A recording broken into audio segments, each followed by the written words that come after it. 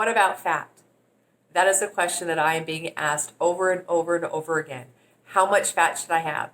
What if I haven't hit my macros? Do I have to force myself to eat more fat? How do I add more fat to my diet? How do I make sure that I'm consuming enough fat so I can lose enough weight?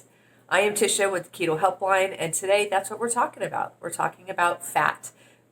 Clearing up some of the misinformation, hopefully giving you some more information that's going to be more helpful for you, take some of the stress off. Again, I focus on keeping keto as simple as possible and integrating it into an existing lifestyle so it's something that's sustainable, something that you can do for a lifetime of change in your health. So before we get started, if you could do me a favor, if you are not currently a subscriber for my channel, please click the subscribe button. Don't forget that bell icon so you can be notified anytime I have something new that I want to share. You can also follow me on social media. I'm available on Instagram, Twitter, and Facebook.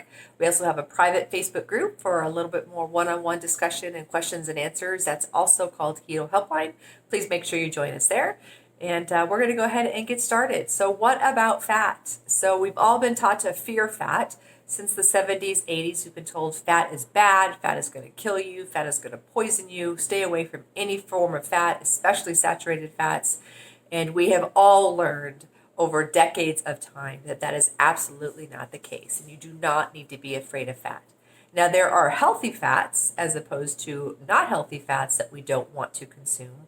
But most importantly, we're looking at staying away from our seed oils, our vegetable oils. So I've done some videos in the past that talk about the preferred types of fats to be consuming.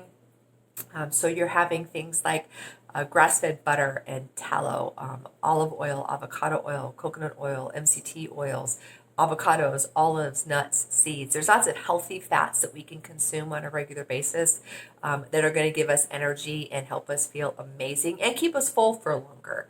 But one of the biggest things that I want to really stress on is how much fat you should be eating. Now, we are currently in the middle of we just kicked off a 31-day keto challenge. So I'm going to give you a little bit different advice when you're first starting keto than I would if you were involved in keto and been doing it for some time, or maybe you'd already hit your ideal weight. So initially, I recommend increasing the amount of fat that you're used to. Doing it slowly, but definitely eating more fat in the beginning stages, and here's why. Your body is used to, before keto, running off of carbs and sugar. It's a sugar burner. So it's looking for certain types of foods that are converted into sugars that it can then burn for energy. And what we're doing with keto is we are turning your body, changing the metabolic efficiency of your body from being a sugar burner to being a fat burner. And when you're first getting started, your body has to learn that process. So when you've significantly reduced your carbs, which is what you do when you first kick off with keto, you are dropping your carbs to less than 20 total grams a day, maybe 50 grams depending on the program that you're on, but it's a significant reduction in the amount of carb energy that you're giving your body. Your body has to learn where else it can get your energy from. So I believe the best thing to do is to be able to increase your fats more than you may end up doing down the road, because your body knows once it has those fats that it can use that as energy. Your body is brilliant and can figure that out.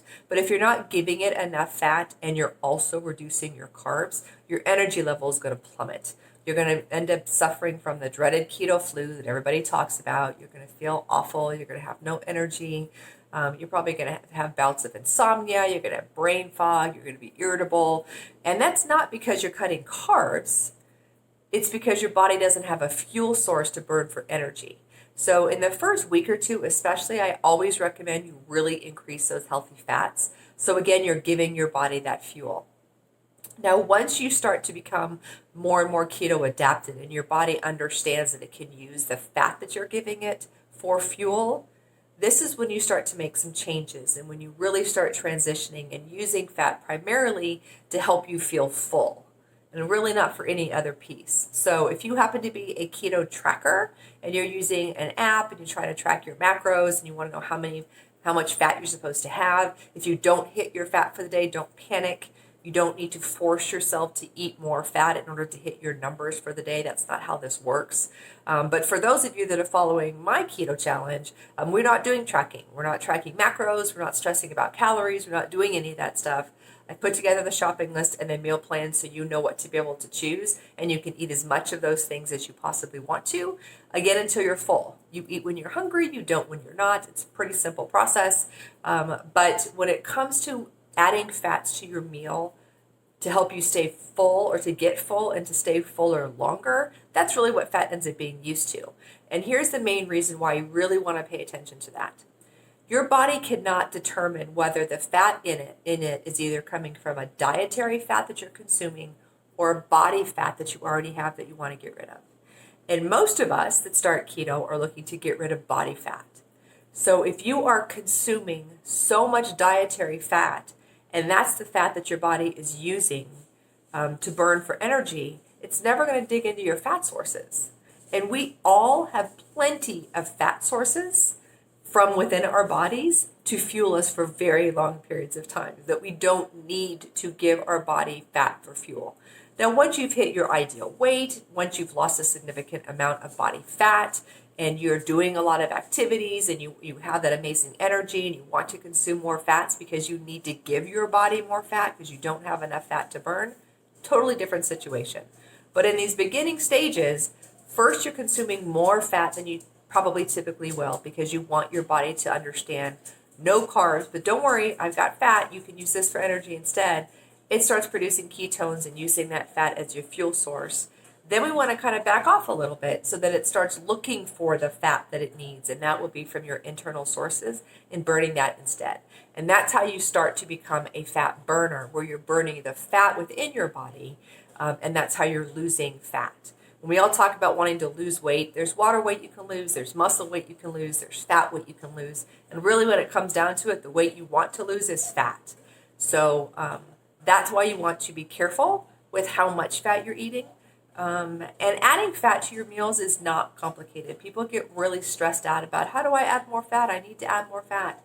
Again, you're only adding it if you need to because you're hungry and you want to get fuller and have longer periods of time between your meals. And it's really simple. You're going to add some of the different fats when you're cooking. You're going to add some of the different fats on top of the food that you're eating. So if you decide for breakfast, you're going to have some scrambled eggs and some bacon, cook it in some grass-fed butter or cook it in some coconut oil.